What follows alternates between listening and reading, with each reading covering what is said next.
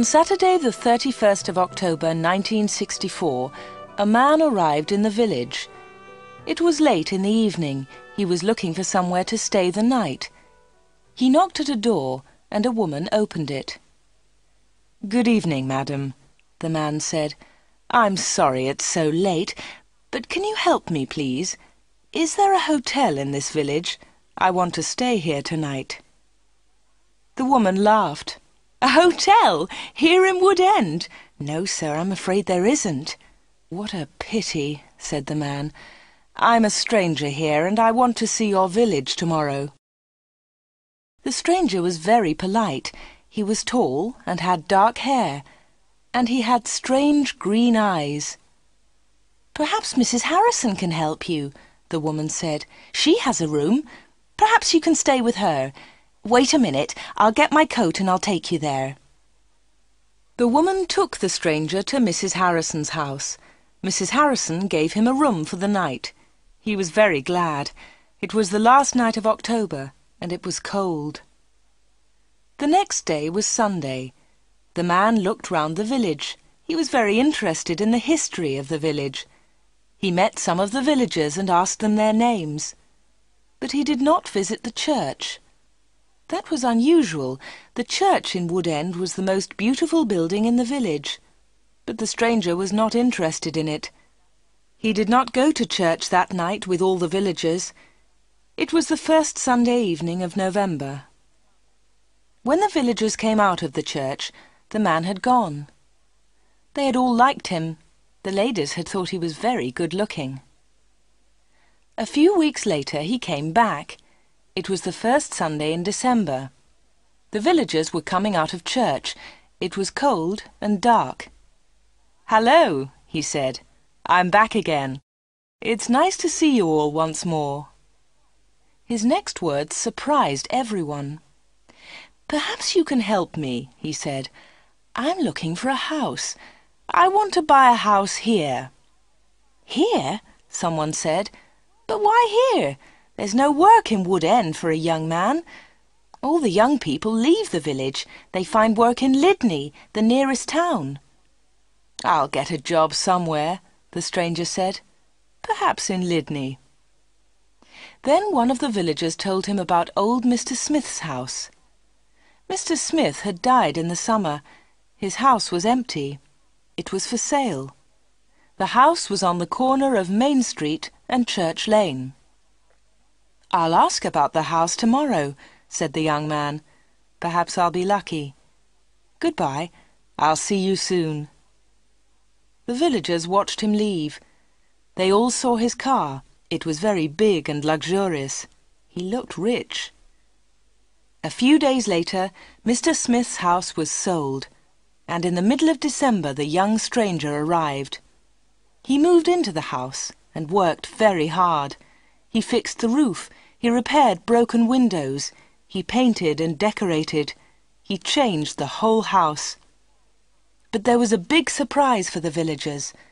On the morning of Monday the 21st of December, they saw a big sign on the front of the house, and on the sign were these words: "The Corner Shop, Proprietor Dave Slatin." The picture sequence from the cinema has finished. You can look at it once more if you want. The villagers could not believe it. A shop in Wood End. Everybody talked about it. There was once a shop in Wood End, but it had closed 20 years ago. Some people wanted the shop, but others did not. The villagers met in the evening in the village hall. Everybody was there. Everybody was interested in the new shop.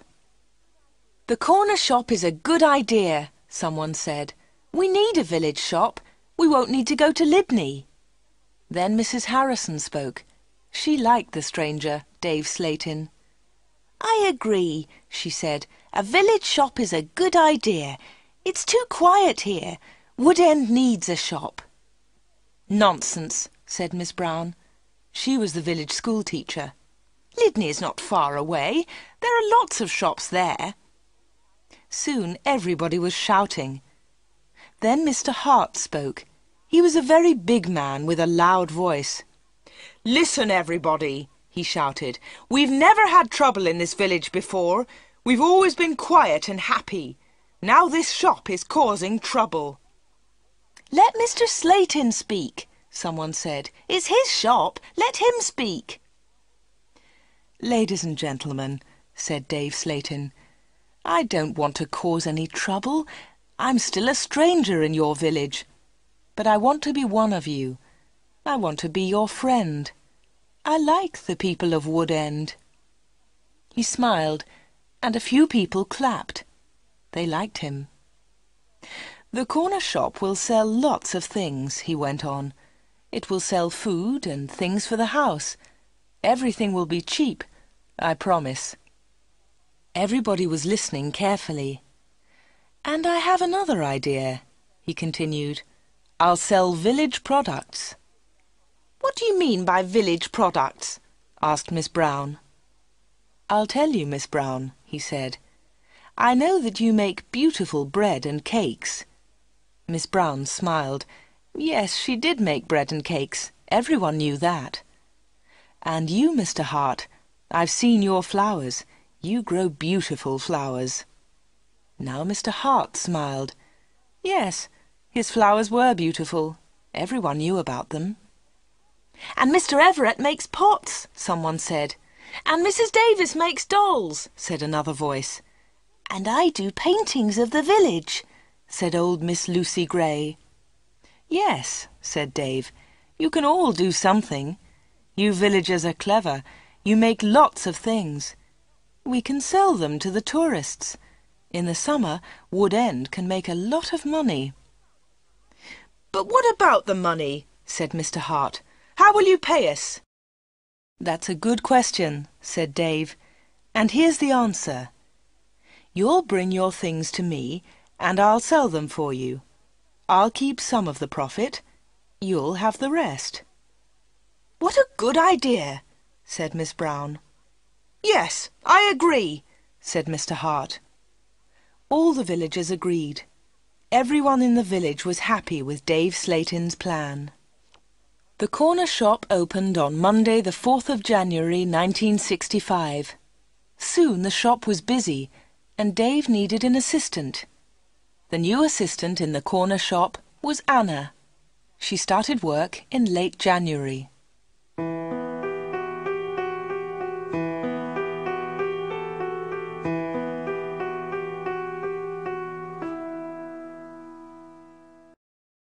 The picture sequence from the cinema has finished. You can look at it once more if you want. Dave Slayton kept his promises. Things at the shop were good and cheap.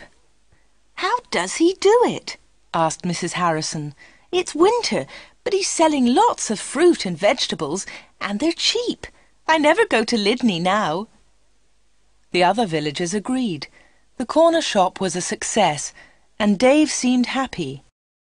He paid Anna good wages. Sometimes her friend Peter helped at the shop, and Dave gave him money too.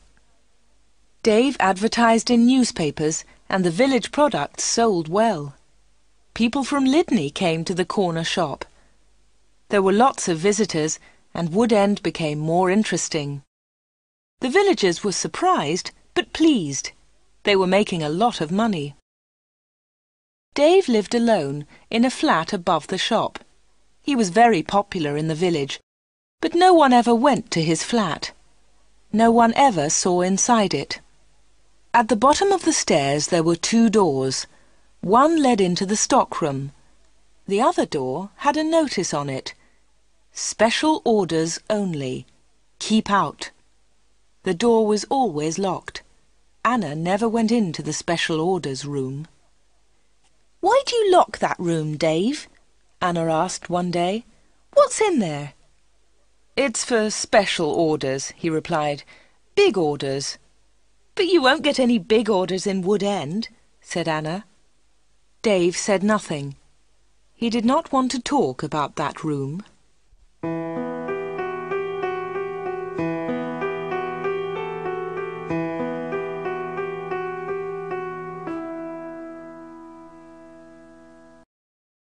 The picture sequence from the cinema has finished. You can look at it once more if you want.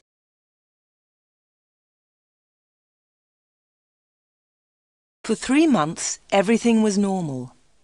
Then, one day in April, an unusual customer came into the shop. The new customer was a very beautiful woman. She was wearing expensive clothes and arrived in a large car. "Is this the corner shop?" the woman asked. She looked round and seemed a little surprised. "Yes," replied Anna. "This is the corner shop. It's the only shop in the village." "I'm looking for Mr. Slayton, the owner of the shop," said the woman. "I think he's upstairs," said Anna. "I'll go and get him. Does he know your name?" "Yes, I think so," was the reply. "Tell him—" The woman stopped. "Tell him Miss Gordon is here, Miss Greta Gordon." Anna was amazed. "Are you Greta Gordon, the film star?" "Yes, that's right." The woman smiled, but she was nervous. "Wait a minute," said Anna. "I'll tell Mr. Slayton that you're here." Anna ran to the bottom of the stairs and called, "Dave! Dave! There's someone to see you!" "Who is it?" asked Dave from upstairs. "Miss Greta Gordon!" shouted Anna. "It's Greta Gordon, the film star!" "I'm coming," he said, and he came down immediately. "I'm pleased to meet you, Miss Gordon," he said. "Good morning," said Greta Gordon. She and Dave shook hands. She had beautiful hands, and she was wearing beautiful diamond rings. Anna had never seen so many diamonds before. Miss Gordon looked round. "Is this where you work, Mr. Slayton?" she asked. Once again she seemed nervous. "Yes," said Dave. "It's a small place, but it's big enough for me. Please follow me, Miss Gordon." Anna was surprised. Dave and Greta Gordon did not know each other. He did not call her Greta, and she did not call him Dave. He seemed to be in a hurry, and she seemed to be frightened. Anna watched them. Dave and Greta Gordon went to the back of the shop and into the special orders room. Greta Gordon was a special order customer. Anna thought that was very strange.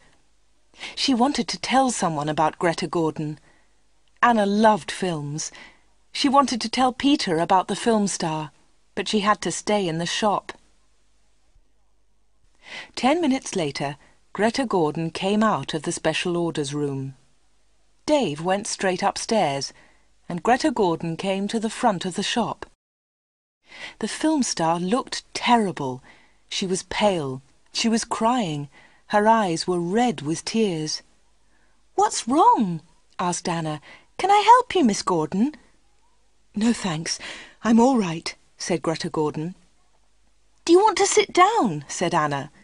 She got a chair, and the film star sat down. "Shall I get the doctor?" said Anna. "No, no," said Greta. "Please tell no one about my visit here. Please tell no one." Anna was disappointed. She wanted to tell everyone about Greta Gordon. She wanted to tell everyone about her famous customer. "I want to give you something," said Greta Gordon. "Here's a photograph of me. I'll sign it." She signed the photograph and gave it to Anna. "Please keep this," said Greta, "and please keep our secret. Please don't tell anyone." "All right," said Anna.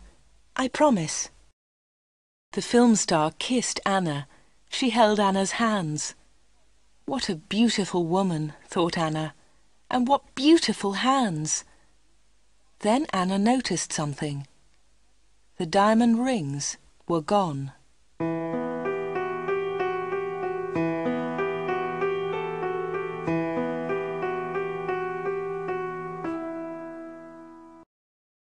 The picture sequence from the cinema has finished. You can look at it once more if you want.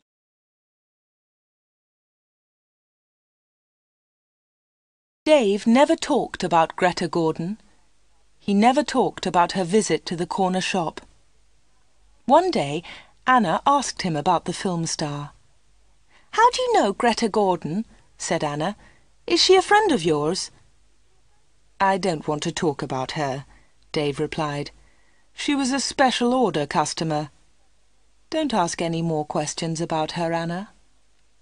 So Anna did not ask any more questions.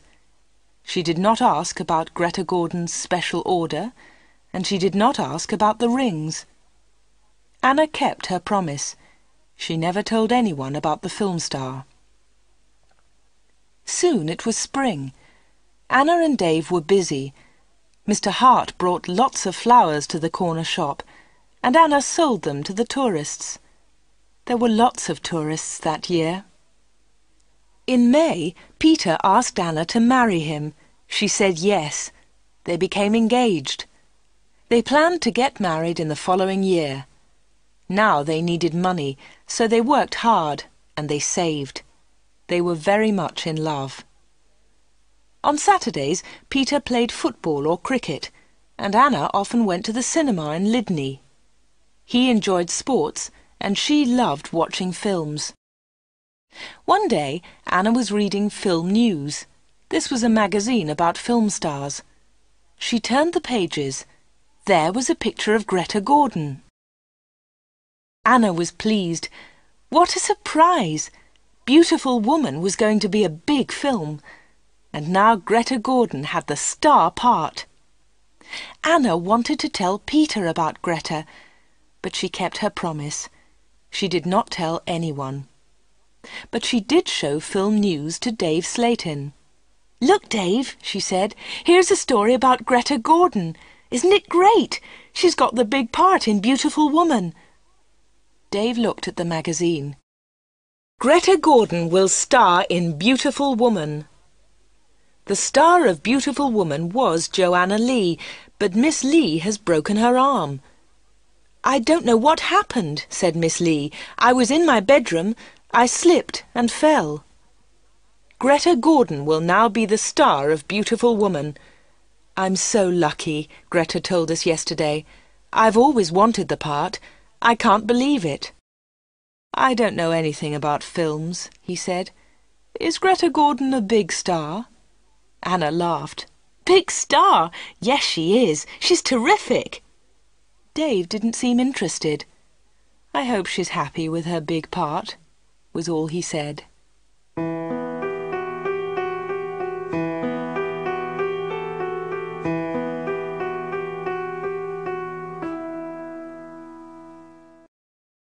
The picture sequence from the cinema has finished. You can look at it once more if you want. Summer tourists were arriving in Wood End.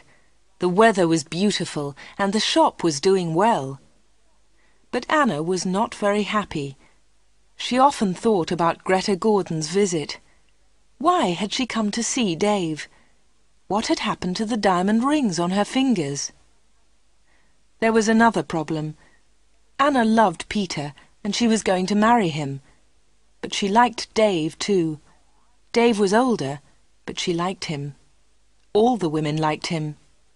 But Anna was very close to him all day. In the daytime, Anna was with Dave. In the evening, she was with Peter. Anna was living two lives. One life was with Dave, the other life with Peter. Then one Friday, Dave surprised Anna. "What are you doing tomorrow?" he asked her. "Would you like to spend the day with me? We can go anywhere you like. We can go in my car." "I'm sorry, Dave," said Anna, "but Peter wouldn't like it." "Don't be silly," said Dave. "We won't go far. I'll close the shop at lunchtime and we can go to Lydney."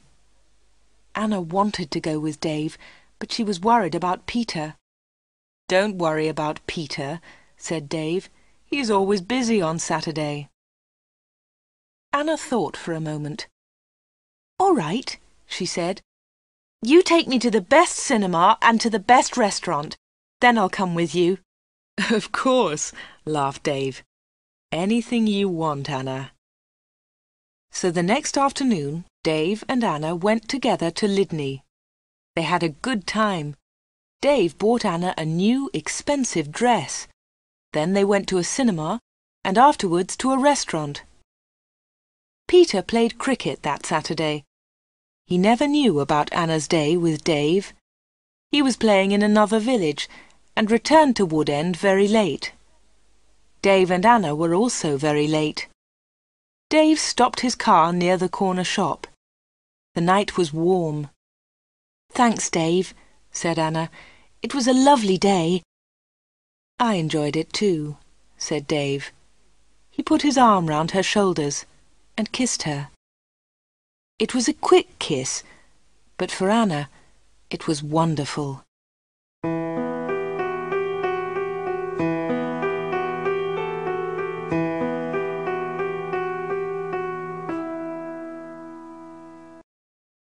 The picture sequence from the cinema has finished.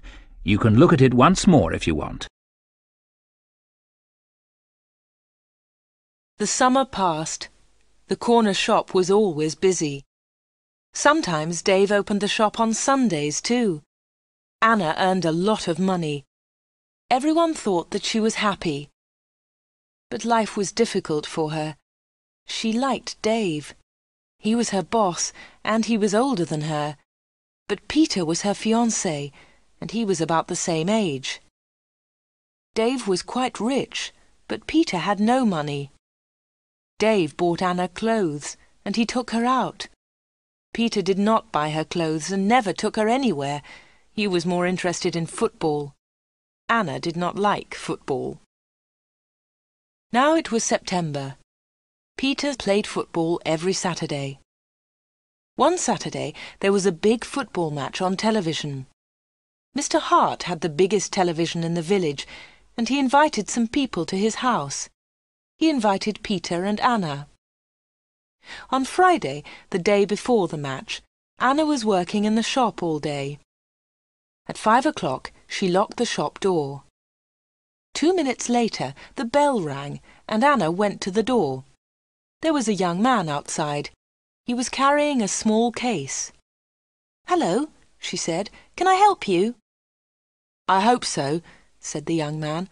"I want to see Mr. Slatin." "I'm afraid that the shop is closed now," said Anna. "We're open tomorrow morning." "But I've got an appointment," said the young man. Then Dave spoke behind Anna. She hadn't seen him. "Yes, I've been waiting for you," said Dave. "You're late." "I'm very sorry, Mr. Slatin," said the young man. Never mind," said Dave rudely. His rudeness surprised Anna. The young man seemed afraid. "But can you see me now?" he asked. "Yes," said Dave. "Come in." Dave turned to Anna. "Anna, it's after 5 o'clock. You can go home now." "I won't be long," said Anna. Dave was angry. "Hurry up and go home," he said. But Anna wanted to stay. She wanted to know about the young man. The young man followed Dave to the back of the shop and into the special orders room. Another special order, another special customer. Anna waited. But soon it was 5:30. Anna put her coat on and left the shop. She closed the door very loudly. Then she went round the corner and waited. Soon there was a noise. The young man was leaving the shop. Anna could not see him, but she could hear him. He was speaking to Dave. "Are you sure?" said the young man. "What do you mean?" asked Dave. "Is this the only way?" said the young man. "Yes, it is," said Dave. "Don't worry, everything will be all right. Goodbye." Anna heard the shop door close. She came round the corner and saw the young man. He was walking quickly to his car. Anna noticed immediately that he was not carrying his case. She followed him. "Excuse me," she said, "you've forgotten something. You've left something behind." The young man turned round. Anna stopped. Suddenly she was frightened. The young man's face was white. It was white with fear. "Please go away," said the young man. "Leave me alone. I want to go home. Leave me alone." He got into his car and drove off. Anna stood in the street and watched him. She was thinking. Why had the young man come to the corner shop? What was his special order? And why had he left his small case with Dave Slate in? The picture sequence from the cinema has finished. You can look at it once more if you want.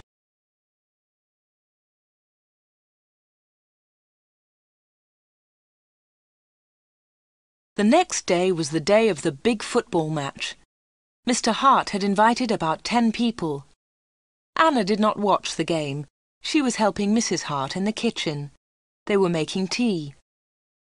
It was a good game, and everyone was enjoying it. At half-time, Peter went into the kitchen. "Why don't you come and watch the match, Anna?" he said. "It's really good. Come on." Anna laughed. "No, thanks," she said. "I'm helping Mrs. Hart. Look, here's the tea. Can you take it in to the others?" "OK," said Peter. "It's a terrific match. Mike Bailey scored a great goal." Peter took the tea into the sitting room, and the second half of the match started. The second half was very exciting. Mike Bailey scored another goal after 20 minutes. The score was 2-0. Then the other side scored 2 quick goals. It was 2-2. There were only 5 minutes of the match left. "Come on!" shouted Peter. "Come on, Mike, let's have another goal!" In the last seconds of the match, Mike Bailey scored the winner. It was his 3rd goal of the match. But something was wrong. The other team's goalkeeper was injured. Bailey had been very near the goalkeeper, and he had kicked the ball very hard. The ball had hit the goalkeeper's neck. Mrs. Hart and Anna came in from the kitchen. "What's happened?" said Anna. "What's wrong?" "It's Brian Thomas, the goalkeeper," said Peter. "He's injured." It was serious. The goalkeeper had broken his neck. Later they all watched the news on TV. They saw pictures of Mike Bailey's 3rd goal. It was a great goal. They saw the ball hit the goalkeeper. It was an accident. The TV announcer said, "And now over to our sports studio for an interview with Mike Bailey." They all watched the interview. The TV showed a picture of Mike Bailey and the interviewer. "Mike," said the interviewer, 3 goals in 1 match. How do you feel about that?"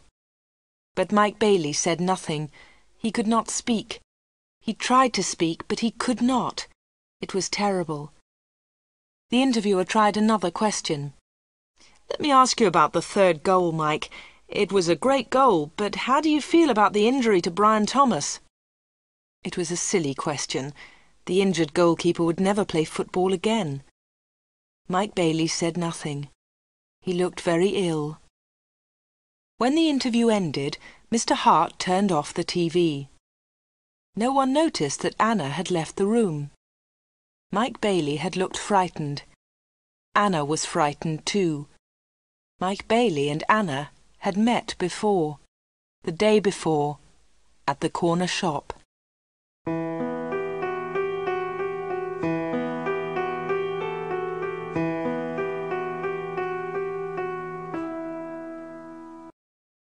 The picture sequence from the cinema has finished. You can look at it once more if you want.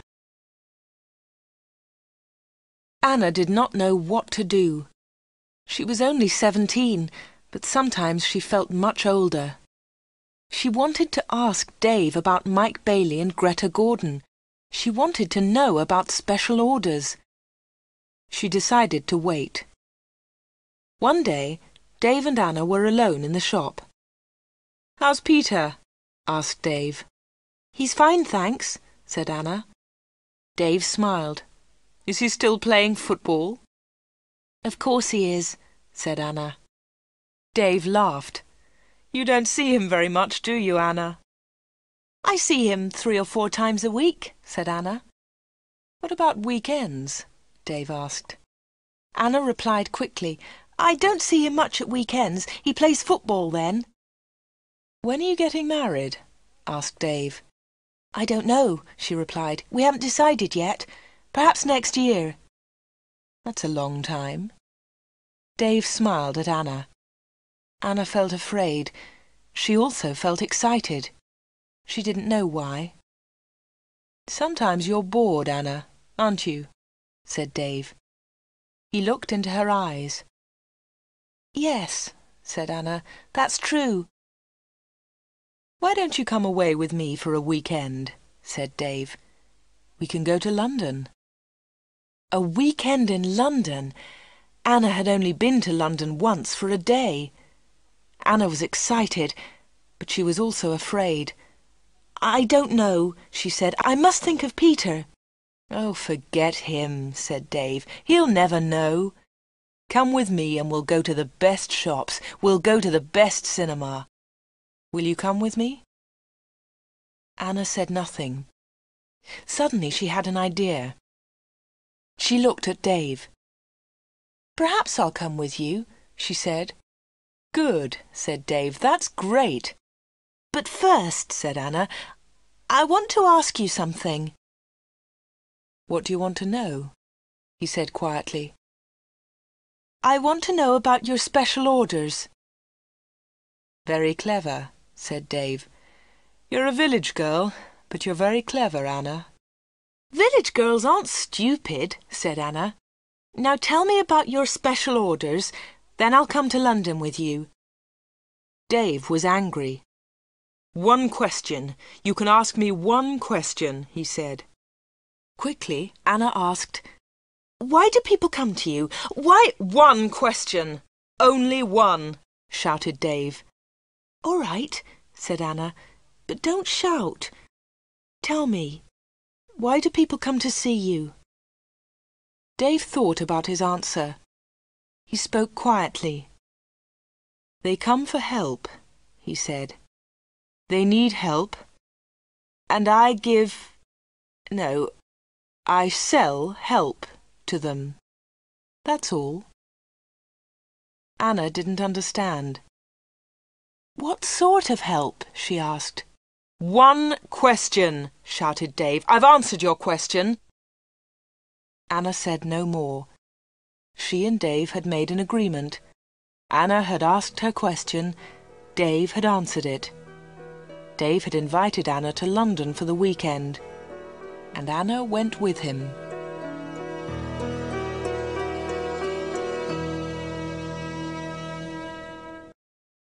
The picture sequence from the cinema has finished. You can look at it once more if you want.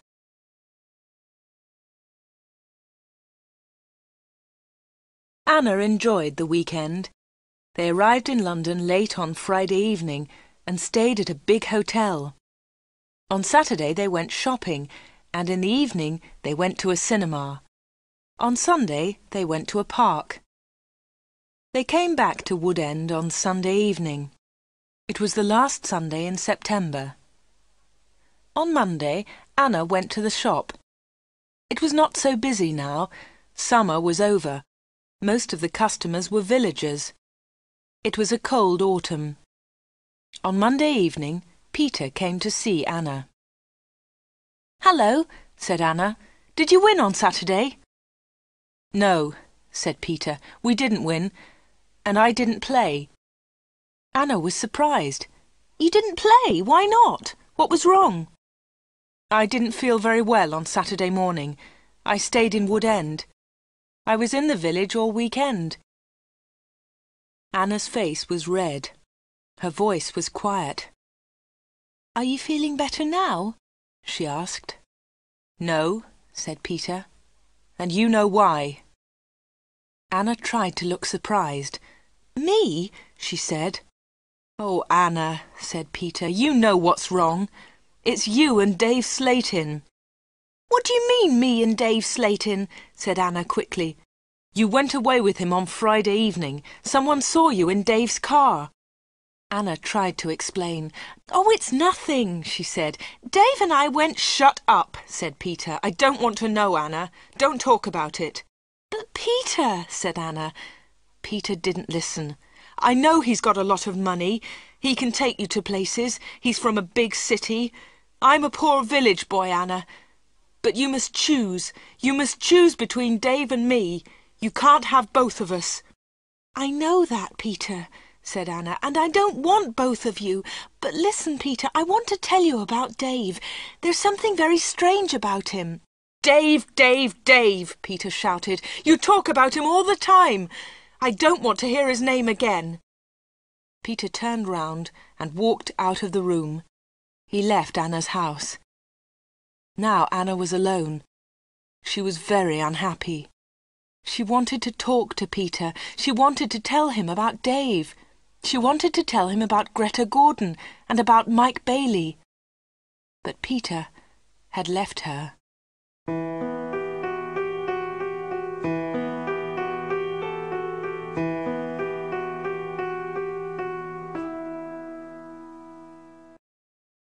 The picture sequence from the cinema has finished. You can look at it once more if you want. It was October. It was cold and wet. Anna was not very busy at the shop. She was very unhappy. She was a different girl. She seemed older. She didn't go out much. She looked ill. Most of the villagers knew that Anna had quarrelled with Peter. They also knew that she had been to London with Dave. But no one was able to help Anna. She did not talk to anyone. Before, she had been a happy, smiling girl. Now she was sad and lonely. She went to the shop every day. She was waiting for another special customer. Anna did not wait long. It was the middle of the month. Anna was alone in the shop. It was almost lunchtime. A middle-aged gentleman came in. He was a big man with a very large moustache. He was well dressed, and he was carrying a large briefcase. "Good morning, miss," he said politely. "Good morning, sir," said Anna. "Can I help you?" Anna was very polite too. She was interested in this man. "I'm looking for Mr. David Slatin," said the man. Anna smiled. "Are you a salesman?" she asked. She knew that he was not a salesman. He didn't look like a salesman. But she wanted to talk to the man. The man smiled. "Yes, I am a salesman," he said. That was not true. Anna knew that the man was lying. Then she said, "Perhaps I can help you, sir. I usually speak to the salesman." She looked at the man's case. It had the letters ARICS printed on it. "Thank you," said the man very politely, "but I have a private appointment. I've come from London, and I must see Mr. Slatin." "I'm sorry," said Anna. "He's very busy at the moment, but I'll tell him you're here. What's your name, please?" The man smiled. "Roberts," he said. "Arthur Roberts." Anna went to the back of the shop. Dave was coming down the stairs. "There's a man in the shop," said Anna. "He wants to speak to you." "Thanks," said Dave, and he went to the front of the shop. "Good morning, Mr. Reisman," said Dave. "I'm pleased to meet you." Anna listened. Reisman! The man's name was Reisman, not Roberts. What a liar! The man did not look at Anna. "I'm pleased to meet you, Mr. Slatin," the man said. "Please come with me," said Dave. Mr. Reisman followed Dave. They went into the special orders room. A minute later, Dave came out. He came to the front of the shop. "It's lunchtime, Anna," he said. "You can go home now." "Thanks, Dave," said Anna. "I'm going in a few moments." Dave went back to the special orders room. Anna did not leave the shop. She waited. Anna wrote down the letters ARICS. She understood AR, Arthur Reisman, but she did not understand ICS. At 1:30, Anna heard noises. Mr. Reisman was leaving. Dave was talking. "Thank you, Mr. Reisman," said Dave. "And thank you," said Mr. Reisman.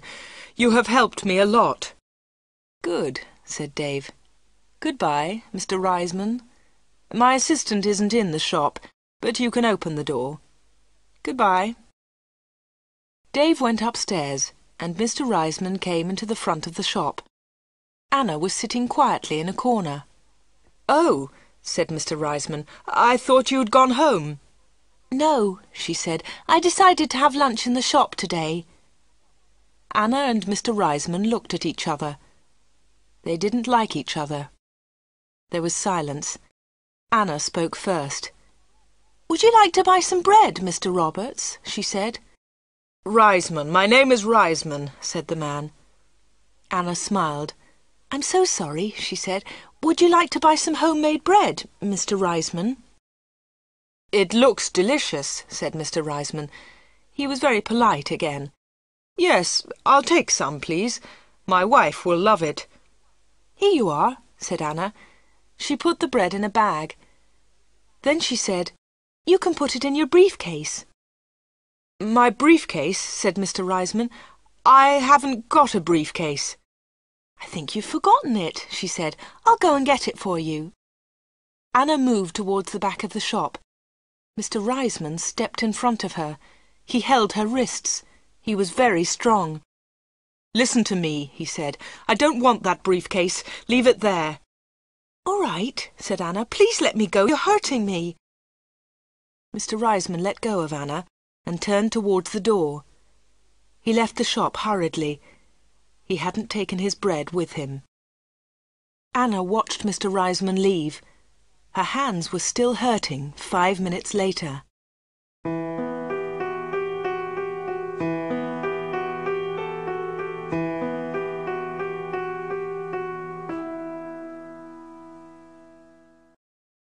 The picture sequence from the cinema has finished. You can look at it once more if you want.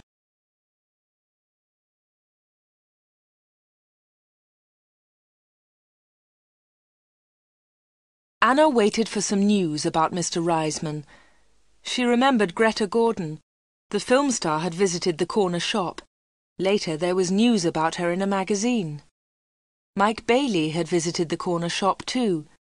Later there was a lot of news about him on TV. And now Mr. Reisman had visited the corner shop. Anna was waiting for some news about him. All 3 visitors had been special customers. They had all seen Dave.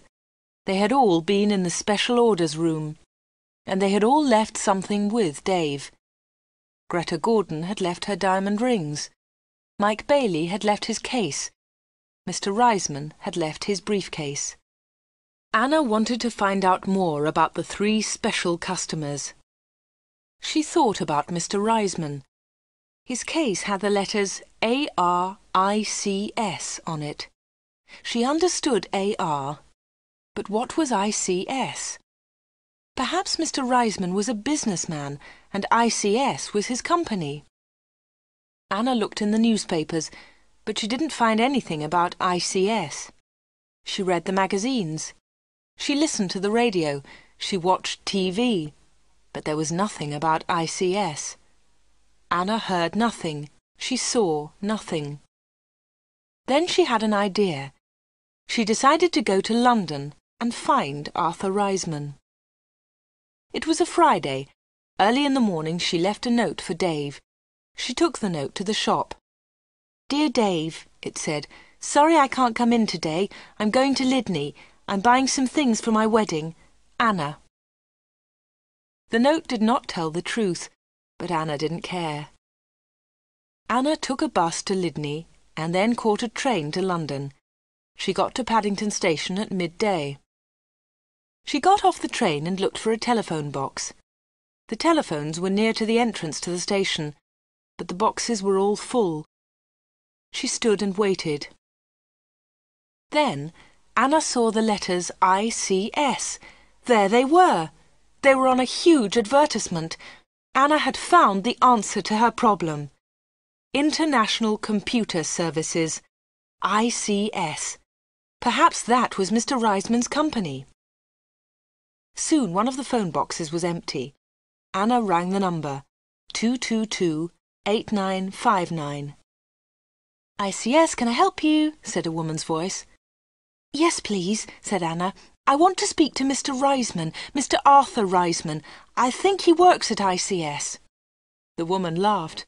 "Works here? Yes, he does," she said. "He's the vice-chairman of the company. Wait one moment, please. I'll get his secretary." Then there was another woman's voice on the phone. "Mr. Reisman's secretary, can I help you?" "Yes, please," said Anna. "I'd like to speak to Mr. Reisman." "Who's calling, please?" said the secretary. "Mr. Reisman doesn't know my name," Anna replied. "Is Mr. Reisman expecting your call?" the secretary asked. "No, he isn't," said Anna.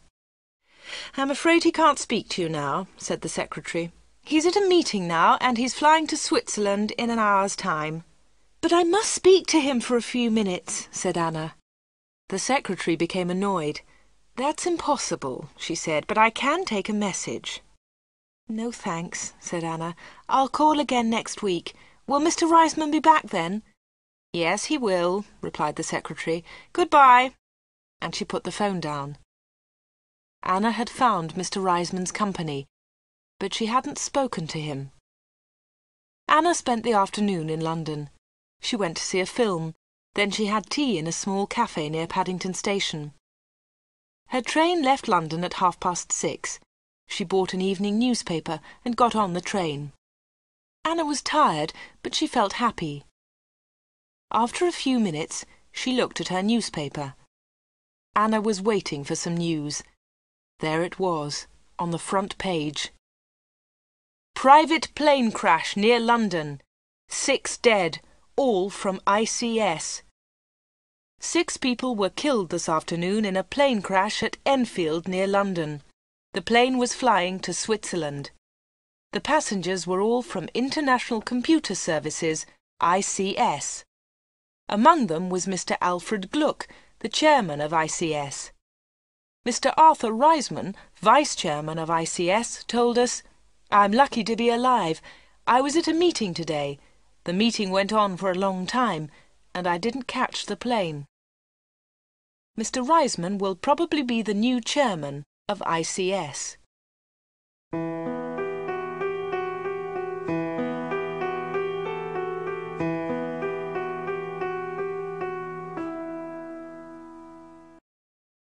The picture sequence from the cinema has finished. You can look at it once more if you want. Anna got home about 10 o'clock. She turned on the radio and listened to the news. The chairman of ICS was dead, and Mr. Reisman was the new chairman. Anna didn't sleep that night. She was thinking about Dave Slatin and the special orders. What were they? What was Dave Slatin doing in that room? On Saturday morning she went to the shop. Dave said nothing to her. He was angry because Anna had not worked on Friday. He didn't ask about her day off, and Anna didn't tell him about it. At 11 o'clock, Dave left the shop. He got in his car and drove off. Anna was alone. This was her chance. She went to the back of the shop and turned the handle of the locked door. But the special orders room was not locked. Dave had forgotten to lock it. Anna opened the door and went into the room. It was a small room, dark and hot. Anna turned on the light, but it was not a very strong light. She looked round the room. There was a small table, 2 old chairs, and a lot of boxes. That was all. Special orders? There were no order books, no papers, no pencils. Anna walked round the table.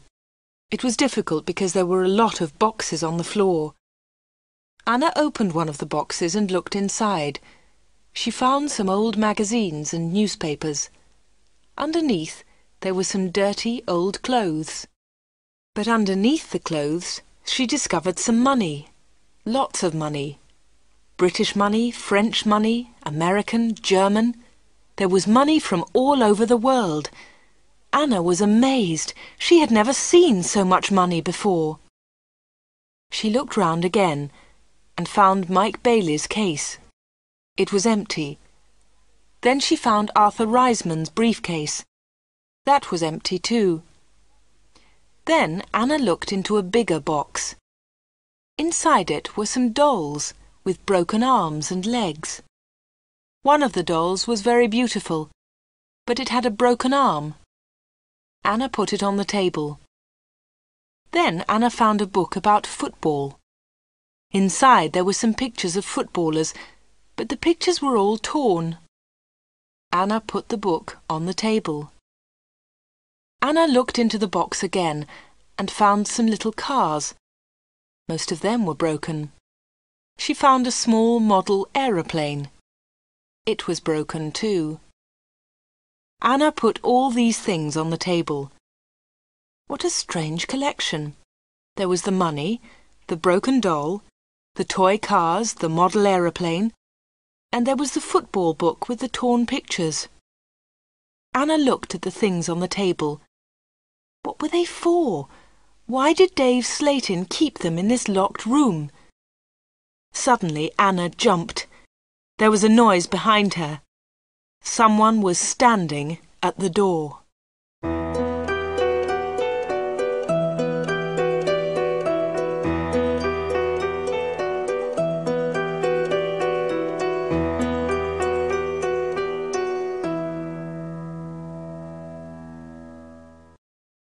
The picture sequence from the cinema has finished.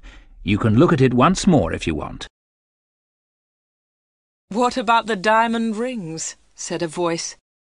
It was Dave Slayton. He was laughing. "I left the door open for you," he said. "I wanted you to go into this room this morning." Anna was frightened, but she tried not to show her fear. "You haven't found the diamonds," Dave said again. Anna remembered Greta Gordon's diamond rings. Were they in this room too? "Here," said Dave. He came into the room and picked up an old box. He took out the rings and threw them on the table. "They aren't yours," said Anna. "They belong to Greta Gordon." "They belong to me," laughed Dave. "She gave them to me." "But why?" asked Anna. "Why? Why did Greta Gordon give you those diamonds? And all this money? Who gave you the money?" "My special customers," said Dave. "My special customers gave me the money. It's mine now." "Mike Bailey and Mr. Reisman gave you all this money?" asked Anna. "Yes," said Dave. "You have seen some of my special customers, not all of them." "But why do they come?" Anna asked again. "These people come to me for help," replied Dave Slayton. "I help them, and they pay me." "But how do you help them?" asked Anna. Dave Slayton picked up the beautiful doll with the broken arm. "Do you remember Joanna Lee?" he asked Anna. Anna thought for a moment. "Joanna Lee?" she said. "Yes, of course I remember her. She's the actress who broke her arm. Greta Gordon got her part." "That's right," said Dave Slayton. "This doll is Joanna Lee." Anna felt more afraid. What kind of man was Dave Slayton? Dave Slayton pointed to a torn photograph in the football book. "Who's that, Anna?" he asked. Anna remembered the face. She had seen it on TV. "Brian Thomas," she replied. "He's a goalkeeper." "He was a goalkeeper," said Dave Slayton. Anna was terribly frightened now. Dave Slayton was an evil man. Dave Slayton moved close to Anna. He picked up the broken aeroplane. "And what do you think this is?" he asked Anna. Anna knew the answer, but she was too afraid to speak. Dave Slayton took Anna's arm and held it tightly. Anna tried to move away. Dave Slayton laughed and held Anna more tightly. "Listen, Anna," he said quietly. "I want you. I need you. Marry me, Anna. Don't marry Peter. Marry me." "No, no," she cried. "Let me go! Let me go!" "But Anna, you still don't understand," said Dave Slayton. "I have strange powers. I can give you everything you want." He looked into Anna's eyes. "And my children will have these powers too," he continued. I will give you money and diamonds, and you, Anna, you will give me children." Anna was terrified now. She kicked Dave Slatin very hard, and he let go of her hand. Anna moved quickly. She ran out of the special orders room, through the front of the shop, and out onto the street. She ran all the way home.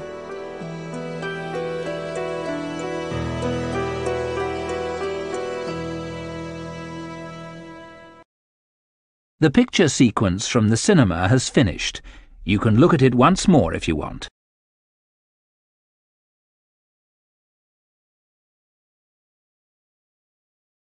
When Anna got home, she felt terrible and went to bed. In the evening, Peter came to see her, but Anna was ill in bed. "I'll come and see Anna tomorrow," Peter told Anna's mother. Again, Anna did not sleep all night. The next day, Sunday the 31st of October, was a terrible day for Wood End. Anna stayed in bed. She had a fever, and her mother phoned the doctor. The doctor came immediately. "Anna's very ill," said the doctor to Anna's mother.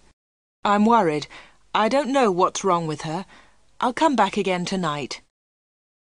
That afternoon, Peter came to Anna's house.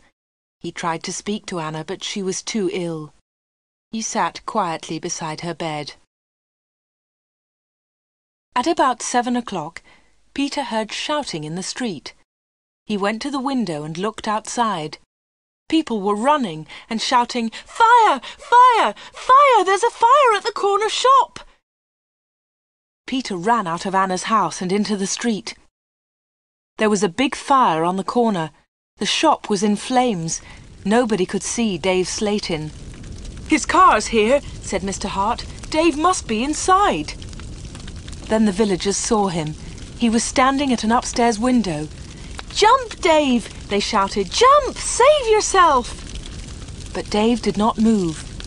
He was standing at the window, and he was laughing. Some of the women in the street started screaming. Mr. Hart tried to run into the shop, but the others pulled him back. Flames were leaping up from the shop. The flames reached Dave Slatin.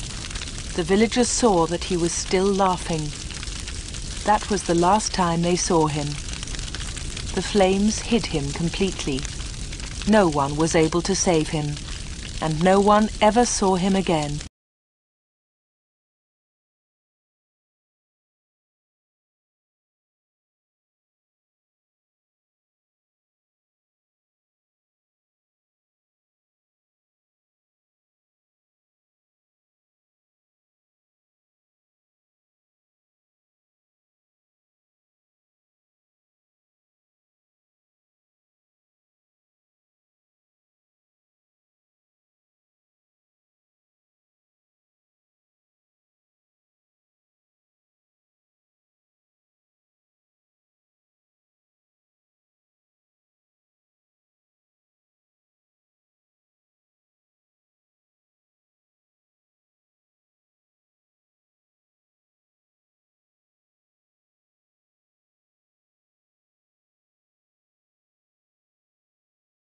The picture sequence from the cinema has finished.